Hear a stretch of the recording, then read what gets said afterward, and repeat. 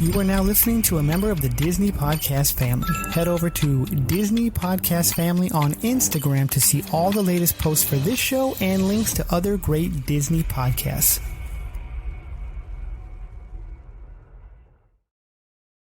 Welcome back to Miles from Main Street. This week we are talking about Disney's popcorn buckets, among other topics. Glad to have you. To all who come to this happy place, welcome. Please stand clear of the doors. Por favor, manténganse alejados de las This here's a wild ride in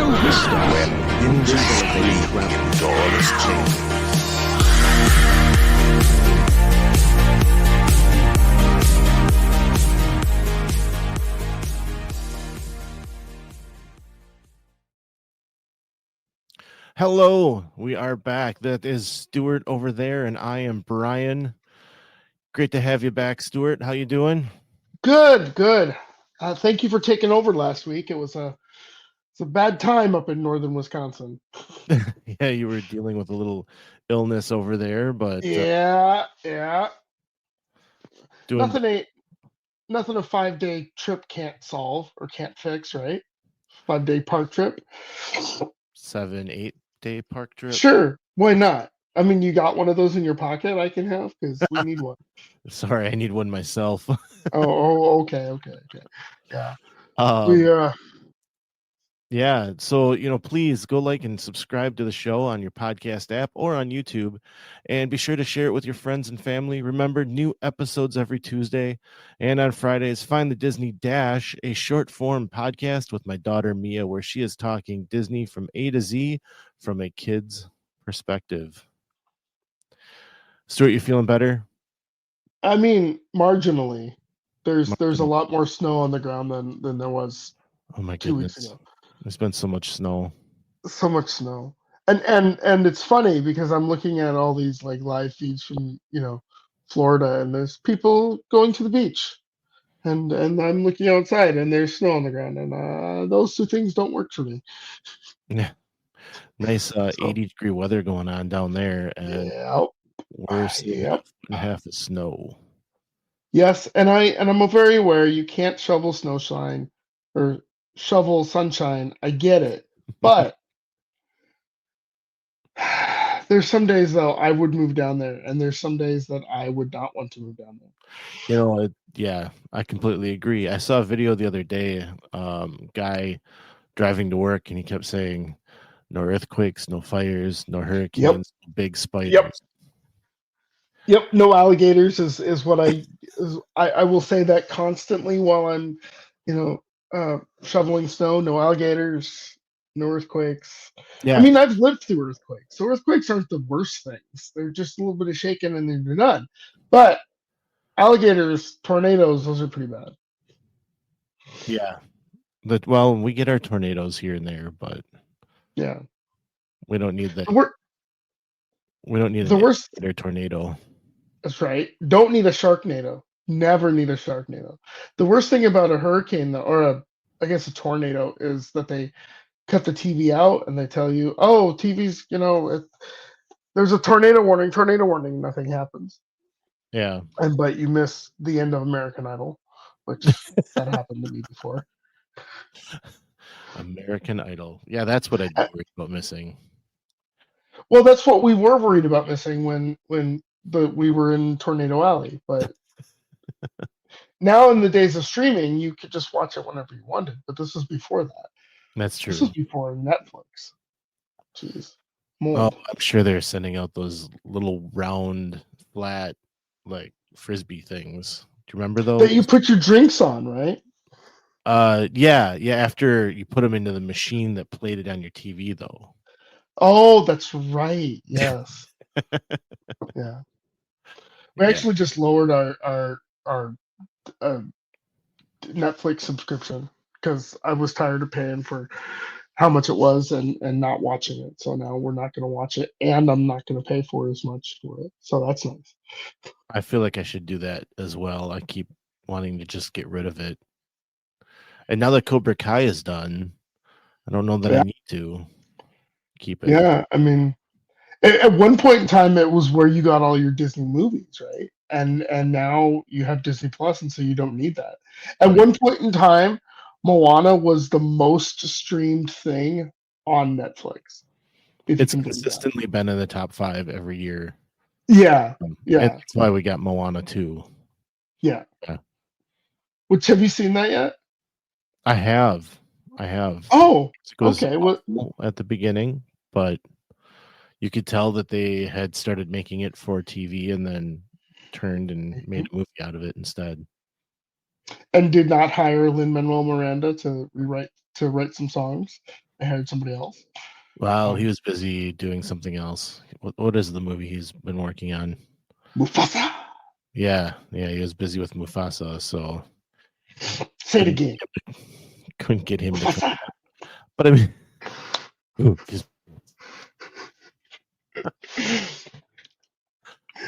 See, that's why you brought me onto this show, is because I have the random, pop culture references that help out, that there you go. bring some spice to life. Um, That's the only yeah, reason. that's it. That's the only reason. So Moana 2. How was Moana 2? So I think the story is good. The beginning had me a little bored. But as they got into it, and I think like the second half, the half that they said, "Oh, I guess we're making a movie now." I think it works, and it left me excited for a Moana 3. There is an end credit scene out of Marvel, but yeah, stick around and watch that. Those darn Marvel movies, they've got me staying for every movie, for the credits of every movie now.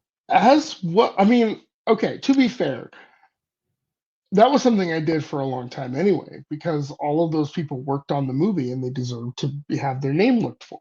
Plus, it was fun to sit there and go, "Can I pronounce that name?" And it was a joke my wife and I did. Oh, what about Oliver Boyles or something like that? So I always would stay till the end credits anyway, till the lights came up anyway, because that was part of the respect I'd give the filmmakers. But now that Marvel's trained us to not get out of our seats until the very, very last possible second, I think it's good. You can tell the new Marvel. You can tell the people who've never seen a Marvel movie before, because they'll leave as soon as the end credits start rolling, and you can tell the people who are like indoctrinated and have seen everything and know what's going on. Yeah, because right. they're gonna not get up. So stick around. Speaking of which, apparently Captain America: Brave New World has won. It's at the end. I haven't seen it yet because I can't, because of my, head cold. But yeah, it has won. So if you go to see Captain America: Brave New World this week, make sure you stay for the end. Well, it is a Marvel movie, right? There you go. Well, it is a Marvel movie. Yeah, I wouldn't doubt. It seems to be doing well for an opening weekend. Yes, These are not which great. is, reviews for Marvel movies have been, how shall we say, mixed. Sometimes the fans love them and the critics hate it, and sometimes the fans hate it and the critics are like, "This is pretty good." And so like what you like, right? I think, like what you like, see what you want to see, and don't listen to people on the internet. Says Right. the guy who's talking to you on the internet. Present company excluded. Listen to us. Listen to us. Yes. Yeah. Who tells you to like what you like? So I guess we're okay. But that was, so when we review movies over on Welcome to Level 7, which you guys should go check out their coverage of Captain America 4. Brave New World, because I won't be on it because I haven't seen it yet. But when we cover movies, we try to talk about it and take it on its own merits, and not try to read anything into it. And what was the presentation they were telling us? What's the story they're trying to tell us? Did it work in this format? Did it move the overall Marvel story forward? All of those things. And for the most part, most of those Marvel movies did. There was a couple notable exceptions. Thor 2, I'm Looking at You. But for the most part, it was 10 years of the Marvel Cinematic Universe was a pretty beefy undertaking. And Endgame proved that you could wrap it all up in a nice bow. So I see how it goes. Now, I think a lot of people have fatigue. But Yeah. right now, I don't know that Marvel has a cohesive storyline that they're pushing. I don't think they do. I think there's a lot of problems right now with Marvel and what's going on. I think they flew too close to the sun with trying to launch everything for Disney Plus. So Falcon and Winter Soldier and She-Hulk were both good, but they were launch titles, and so they weren't they didn't know how to put them out into the market, or what the best way to put them out into the market, I guess, was. WandaVision was great, but Agatha was. Yeah. But at the same time, you had something like what was the one with the Native American girl? Echo. Echo. Echo was amazing, And nobody watched it. Yeah. But I think that sets up, the new Daredevil thing. So, and then Hawkeye, I thought, was a beautiful love letter to what we'd seen for 10 years. So I think there was a lot of fumbling as far as those releases went. I also think that they picked some pretty obscure titles that was like, why are we making a show out of this? Why aren't we doing something like having Steve Rogers go back and return all the Infinity Stones like that? I think that would have made a great 9-episode miniseries that people would have glommed onto. But who knows? But then I could also see Marvel saying a lot like what DC has done and saying, sorry, the core Avengers are hands off for TV. DC's done the same. Batman, Superman, Wonder Woman, sorry, they aren't on TV. You only get movies with them. That was a mandate for a long time. So it could have been that same thing, is that, sorry, you can't have them. They can only be in movies. And so they went with Falcon and Winter Soldier. They went with Wanda. They went, I could see that being one of the things that they did. Well, that was the thing that happened back when Agents of S.H.I.E.L.D. was on TV. And they had, there was basically two competing camps, right? The film camp and the TV camp. And the TV camp was off making Agents of S.H.I.E.L.D. and all of the Netflix stuff. So Daredevil and Jessica Jones and Luke Cage and Iron Fist and the other one, I can't remember. And so, or then the Defenders, because that was the four that came together in Defenders. And those were those were great. Iron Fist excluded. Those were amazing. And but the problem is the guy who was in charge of TV and the guy who was in charge of film did not get along. And so when you had something like the Winter Soldier crossover, where on Tuesday we had our episode of Agents of S.H.I.E.L.D. and we were all happy with Hydra, and oh no, what's going on with all that, and then Hydra invades S.H.I.E.L.D. in Captain America Winter Soldier. Sorry, spoilers. And then the aftermath of that next Tuesday, and you had that crossover. I mean, that would be amazing if they could do something like that. But because it was so rough and tumble, and they never actually knew where they stood as far as the greater cinematic universe on the TV side, we'll never see that stuff again. So I can see that being a situation where DC does, like DC, they don't, the Avengers stay on the films, but I'd also love to see a 9-episode miniseries like Steve Rogers returning all the Infinity Stones. I think that would go really well. But we'll see. We'll see. Now it's all under one roof. Kevin Feige has charge over it all. So if he can get, basically what I think has happened, if there's a lot of tech bros, money is involved, and so I think if they can get the money situated to where they can make, these interconnected things along the line, you're going to have a situation where you're going to be able to watch something on Disney Plus on Monday, go to the theater on Friday, and then have the resolution of it back on Monday. But I don't know if audiences necessarily like that. I like that. I think that's very cool. But I also realize that I might be a Venn diagram of one. So, Well, I can tell you that I like the idea of it, but I'm not one to go running out to the theater yeah. that weekend. So I don't know that I would necessarily be in that grouping that would, have my head blown off because they just did all these things, right? So, Right. In fact, on that other podcast, I remember, because I used to listen to that podcast. I remember getting out of the theater, calling the voicemail line, and being, "Oh my gosh, did you guys just watch this? It was so amazing!" And it was like this community thing that was really cool. And then we had a very much long, prolonged, forced community thing, and I think now we're kind of done with communities.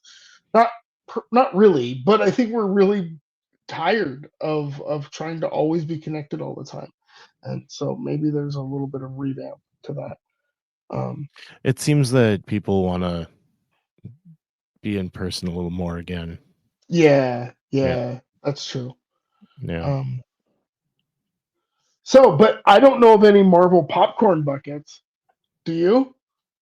No, but I did see that they just released for what do we call this Captain America movie, a shield that is a sipper. Oh yeah. Yeah, so it's a Captain America shield that you can put around your wrist, and at the top of, if you have it on, at the top there's a little flip top to open up the zipper, and it actually does look really cool. Like, at Hollywood Studios and Avengers Campus, they have an Iron Man glove that holds a bottle, and that you use that to sip. I think they also have like Hulk fists that do the same thing. That's cool, but like, what if I want to put the drink down and use my hand? That's the thing, is that, yeah, I don't know that you're, and I couldn't tell from the video if you're able to set it down or not. Right. I'm into the sippers. I think some of them are really cool. I do have one. It's a 100th anniversary Mickey. I just had to have that because we were there and whatever. But otherwise, I tend to not get the sippers. I do get the popcorn buckets when I can. I don't typically run out and have somebody pick one up for me when they come out. I just kind of go, "Oh, that's really cool. Too bad I'm going to miss out on that one." But I do have, a number of popcorn buckets. This week, so let me go ahead. ahead. I was gonna say, let me add, because I am not a popcorn bucket person, but maybe that's because I carry everything already as it is, right? So when I go, I usually have a child on my shoulders, a backpack, some sort of coat around my waist because the child didn't want to carry their coat, and many, many other things. And all in Florida heat, right? The last thing I want to do is also have a lanyard with a popcorn bucket that's, swashing all over the place and hit me in the face and all that sort of stuff. So talk to me about like why you like popcorn buckets. It's not for practicality in the park. That is for certain. They Okay.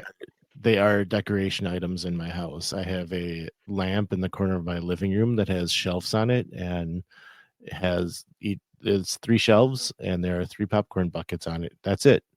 My dining room is all Mickey and Disney, and there's popcorn buckets decorating that as well. From the Skyliner bucket to a lot of the buckets I have are the Mickey balloon shape Mm-hmm. that we have. So that silver, shiny silver one that they did for the 100th anniversary of the Mickey balloon thing, I've got that next to my TV in the living room. The other side is the aforementioned Mickey sipper. We picked up the Figment one from last year, where it's the Imagination Pavilion. Mm-hmm. We've picked up many Halloween and Christmas popcorn buckets that are definitely used for decorations during the seasons. Now, to your point of not wanting to carry this junk around all day, don't do that. I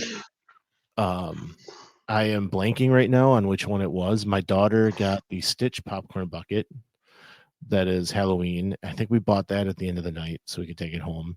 And then the other one was one that was exclusive to the party and the Halloween party, and I passed on it that night that we were at the party. But then we were in Magic Kingdom on the 30th, and they were selling them in the park. They must have just had way too many, even though they still had a party on Halloween. They were selling them in the park for a couple of days leading up to that. So it was closing time, and I found a popcorn stand that was selling it and grabbed it. And I wish I think it was Mickey Mouse of some sort doing something. I can't remember, but I know that when Halloween comes around, I'm going to pull out and be like, oh, and I'm going to tell the story of how I bought it at the end of the night, blah, blah, blah. Yeah. But that's kind of how we handle it. They're a collectible. I don't want to carry it around all day. I have bought them when I see them and carried them around all day, and then I get home and I get mad. I've got a beautiful balloon one that's Steamboat Willie, and it's got a scratch on the front of it because I carried it around too much during the day. But at that time, I still had a stroller I could put it in. So, you know, you gotta, I mean, that is an argument for the lockers and like, okay, I'm gonna get the popcorn bucket, put it in the locker, and it's gonna be safe. But then you're walking all the way back to the lockers, and then you're walking all the way back to the thing, and then I don't get it. But that doesn't mean I can't. Like I do have, my Robin Hood Funko backpack that I was pointing to in the video that if you're watching you can see. Like I would carry that around, but I don't think I'd put a popcorn bucket inside of it because there's stuff inside of it, right? But also popcorn is salty and do you eat the popcorn? Does it come filled? That's I guess the next question. Does it come filled? You usually get a choice. If you want it filled, they'll give you a box. Like the cheapest version you can get popcorn as is in a box. And you can think about going to the circus as a kid and getting a box of popcorn. Like that's what they have. You can do that, or you can buy, they do have the $10 bucket that is just the circular bucket with a cool graphic around them. I've had to buy a couple of those too to keep people happy. My family does enjoy their popcorn, so we do eat it. And $2.50, whatever it is, refill. I don't care. I mean, popcorn's good. It's yummy. Don't get me wrong. Well, and when it's got pixie dust on it, it's even better. So, what is that like confetti or something? What is? I mean, I know what pixie dust is, but Tinkerbell uses to help people fly, right? That's right. So, are your children and family flying around after they eat this popcorn? No, I just say You know, Oh, Mickey makes it okay. better than anyone can at home, and Got it. therefore we must eat it. Got it. Yeah. Now I know in like China and Tokyo and the Asian parks, popcorn buckets are bananas. Oh yeah. Sometimes they're even made out of bananas. Have you guys ever had any of like the flavored popcorns? No, no, we haven't been overseas, and like I said, I don't typically go searching it out online. I know, like, so I'm sure people that are listening have very good knowledge of the first Figment popcorn bucket and what happened when they released that, and what a disaster it was. In case you don't know, really quick, they put it out. People were standing in line for like 6 or 7 hours waiting to grab Yeah. and it ended up on eBay. Many of them Hmm. ended up on eBay for $100. Um, insanity, if you ask me. They then released it again the next year, but they did a virtual queue for it, so people weren't waiting around for them. And they It's limited it too, right? You can only buy two or something like that. right, yeah. They have limited it, but the resellers get around that. Hey, I'll give you $20 to come over here and stand in line with me and buy Yeah. this with me. Um, but you can I haven't actually checked this in a while, but I know I checked it with the Main Street Electrical buckets that they did a couple years ago. They're now on eBay for $25, Yeah. $20.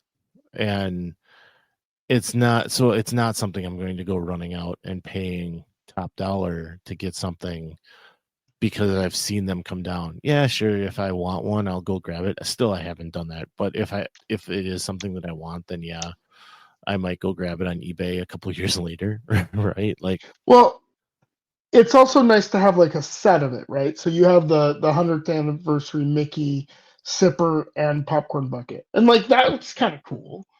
Um, but again, he's lost it. excuse me. But again, uh, what are we? What are I mean? Like, yeah, it's cool, I guess, but it's just another thing. But I'm all for things. I mean, look, You have things. I was gonna I say have lots of things. you have things It's that just different have them. things. Just different things. Yeah, I mean everybody collects something.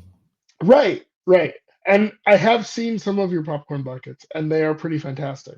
And I appreciate them. I just don't get it. I just don't get it.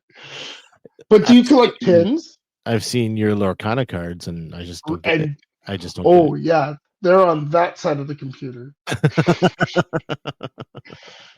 In fact, I just pulled one yesterday that was crimped on the bottom, so it was like offset cut, and so now I have to figure out how to turn that one around for a little bit of profit because Oh, people I will. would think you would want to get your money back. Sounds like a defect. It is a defect. The problem is my money's well. So I went to my local game store. They had a pack rush event.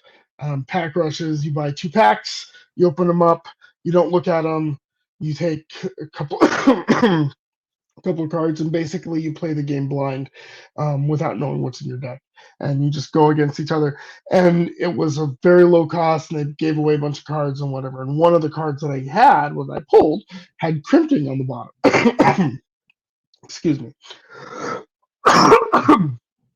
And so the idea is that there are collectors out there who won't really care about the card, but the fact that it's crimped, and so they're always buying the defects and stuff like that. So yes, I will get my money back for it, but I didn't actually pay anything for it. So there's that. But also, I'm gonna get extra money for it. Somebody else will give me more money for it. Isn't So it interesting hopefully, how things can have a defect and yep, people pay extra yep.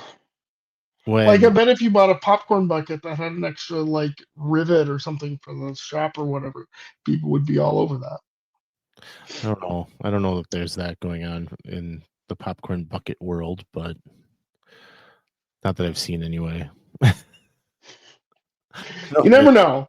I mean, when I collect things, I collect it because I like it. I don't collect it Yeah. for value, so I'm not out there looking at pricing and stuff. I did that with Funko Pops when Hmm. they first came out, and I've talked about that on here before. I've been through my third purge of Funko Pops, Yeah. and when I first years ago started buying them, and people were like, "You have to keep it in the box." I'm like, this is a flimsy piece of cardboard. Why are we worrying about the condition that they are in? And there was people in both camps, and I guess people that like the box won. So I don't know. You could have sold one to somebody in the box and it was broken and they wouldn't care. Like, It was still in the box. Yeah. it's still in the box. Funkos are again, it's not my thing. I guess I like it. I have all the Robin Hood Funko Pops. Those, but it's Robin Hood, right? That was a special thing. The Disney Funko Pop, the Walt Funko Pop, I kind of want, but only because it's Walt, right? Yeah. A Mickey Funko Pop would be cool, but I already have plastic Mickey figurines, so I guess I don't get it. But I wish I could show you some of this room that I'm in right now.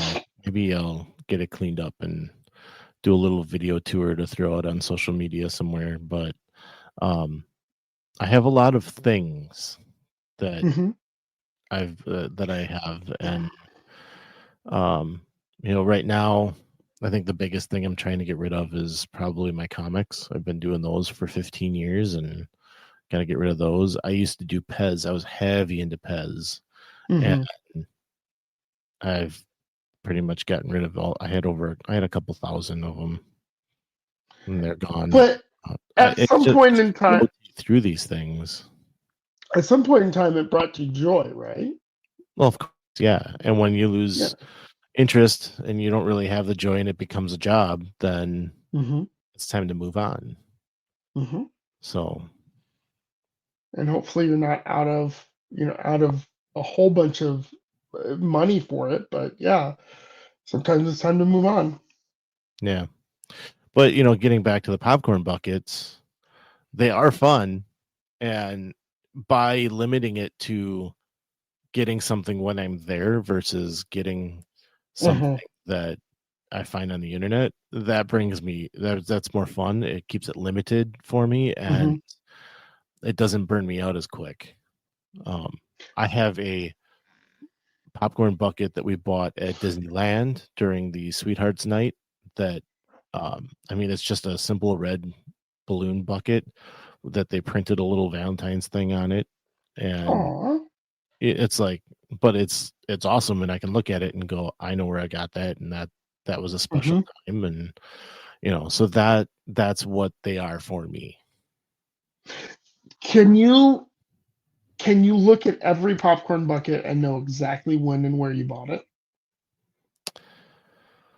Oh boy. I think most of them I can. I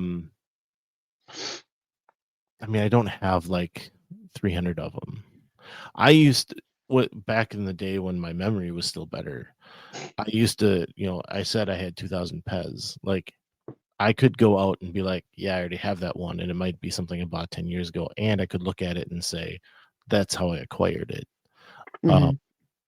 Nowadays, with getting older and how memory works, I question it a little bit, but I do have, I probably could look at most of them. Well, that's the joy it brings you is looking at them and going, I remember where we were. I was in Disneyland at the Sweetheart Dance, and I was there with my beautiful wife, and we were having date night at Disneyland, and that's cool, right? That's what you want. So when I have pins, I don't think I've showed anybody my pin collection, maybe I'll have to do that sooner or later. But I have a bunch of pins, and there's several that I can point to and go, okay, that one I got at because we built a lightsaber, and that one is the 50th anniversary, and that one, the other half my wife has, and that one, and all that sort of stuff. And those are the types of memories that I have with those, and that's really cool. That one we got on the cruise, and that one we only, you could only get at Castaway Key, and those sorts of things, right? So I'm not getting down on anything with popcorn buckets. I like popcorn buckets. It's just not a thing that I can collect, because if you saw this side of the camera, you'd go, yeah, Stuart, you probably shouldn't collect anything else. You probably should just stop spending money you don't have to buy stuff. Well, and I think, that's something that people just do. Not everyone. And there's also a phase in your life that I think you go through a phase of, I don't want to say hoarding, but collecting things and bringing things into your house. Mm-hmm. And at some point you get to a point where it's like, I don't need all this junk anymore. Let's get rid of it. And I've reached that point in my life that it's like, do I really need to add more stuff to my house? And do I have somewhere to put it? Some friends of ours, thank you so much to our friends for giving us 2 Loungefly backpacks last weekend. I know exactly where they're going to go, and I can't wait to hang them. The problem is if we were to get any more, I don't know that we're going to have anywhere to put them. The ears I posted. So I did post this on social media, the Loungefly wall that I worked on.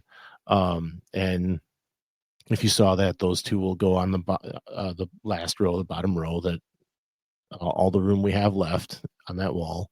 But I also posted a picture of ears, the headband ears that we have collected.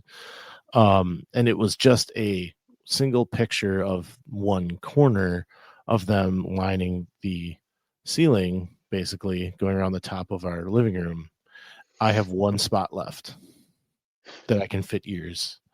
I think my wife counted it. We're around 45 pairs, and it's just how they fit in the room, right? So I know people have many more than that, but it gets to the point that, like right now, have you seen the new Sorcerer Mickey Sorcerer Mickey set for Fantasia that just came out? Go check out the Disney store online. You're going to find some awesome stuff that has Sorcerer Mickey on it. My favorite version of Mickey. It'll say the most magical place on earth on it for Disney World. They've done the Spirit jersey, they've done the ears, they've done the Loungefly, they've done t-shirts and hats and all this great stuff. The ears are amazing. I think they might be the best that they've ever done. And we have looked at them on the store and gone, we don't have a trip planned. Do we really need them right now? I don't know. I might just have to go buy them anyway. But yeah, it's when you start, not to get too deep on this, but when you start collecting stuff, are you blessing the house you live in? Are you blessing your life? Is it enriching your life? And there's a fine line. Yes, obviously, if you're finding joy in these things, great. But if it's becoming overwhelming, like you said, if it's becoming a job, then maybe not so great. And if you're making the choice between buying a set of ears and paying your gas bill, maybe you need to rethink that choice. I mean, I'm not trying to, again, don't listen to people on the internet. But where was I going with? Oh, buy all the stuff. Just keep buying it. Do that. That's way more fun. Just buy the stuff. Just buy the stuff. Just buy the stuff. As we keep talking, it reminds me that when we first started the show, we did have a few people on that told us about their collections. And so I believe it was like episode 11 or 12, right in that time. And we did a two-parter. One was with 2 or 3 other people that had some great collections. So go check that out if you're interested in talking more about collections. And then we also did an interview with Paul Bodos, who lives up in Canada and has probably the largest collection of Mickeys. And we had a great interview with him, telling us about all of his Mickey stuff. He actually did a thing with D23 where they kind of documented his collection and talked to him about his collecting and stuff too. So that was a fun talk with him. So something more to listen to if you're looking for more of us and don't want to go back to number 1, and which I wouldn't do. But it, you know, we're coming up on 5 years, Stuart. I can't believe that. Are you serious? That's awesome. It's been a That's while. awesome. Short 5 years. Short 5 years. Yeah. So, like, I know people collect a lot of things. I have always stuck to the fact that I do not collect pins, yet I have a large pin board full of them. And I will tell you that I am also trying to get all the pins for the places that I stay in or will stay in, and pins for any holidays that we are there for. Pins are fun. I think there's like everything, right? You want to do it for the memory. You don't want to do it for just random pin things. Although when you start collecting all the little sets, you're like, oh, this little group of pins forms a puzzle. That's really cool, And then you just fall down that rabbit hole pretty easily. Yeah. It's also something you can do while you're in line. I found that you get the little Allen wrench and you screw backs, and you're sitting there fighting with those things while you're standing in line for buying Rise those of the Resist. pickaxe with the little Allen wrench was the worst decision I ever made, because I went and lost the Allen wrench like right away. Oh, well, yeah, that there you go. Once you've done that, you're nope, no more. A friend of ours actually pointed us in the direction of some that you don't need an Allen wrench. That it'll just you buy them on Amazon or whatever, and you put it on, and there's a mechanism inside of that back that will grab onto the pin. Oh, nice. And then when you go to pull it off, there's a first part that has to be pulled before the second part will release. And it is a little difficult to get them off, but it's much, much better than those little locking pin backs they sell at Disney. And they're a lot cheaper than those too. So the locking pin backs they sell at Disney is the ones we get were from Amazon, and they were, tiny little screws with tiny little backs on them that you had to fight with. But the rubber backed ones just aren't. They'll leave on, faster than you can say anything. Right. Yeah, and they I've lost pins on lanyards because of that, not realizing that I would lose them, and then it's like, wait a minute, where'd that one go? I just got it, or one that you wanted to trade and now it's gone and whatever. So yeah. No, this is good stuff, from popcorn buckets to collecting to Marvel. I want to hear about other collections. So if you're a listener and you've got a collection of stuff, I want to hear about it. Send us a video. Send us a text. I'm particularly interested in the collections you have that you don't collect, like my pins. Like his pins, yeah. Yeah, let us hear about it. That'd be great. Melissa Pilgrim is our choice for your next Disney vacation. You can reach her at amagicalpilgrimage@gmail.com. We thank her for her support.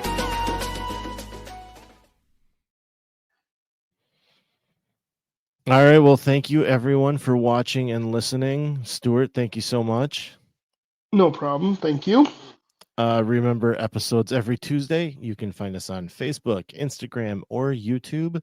And as a bonus, leave us a comment and we'll read it on the show. Hey, better yet, Find the link to text the show in our show notes, and we'll read that on the show. But as we like to say, some live close, but others don't. so let's talk about it. We'll see you next time on Miles from Main Street.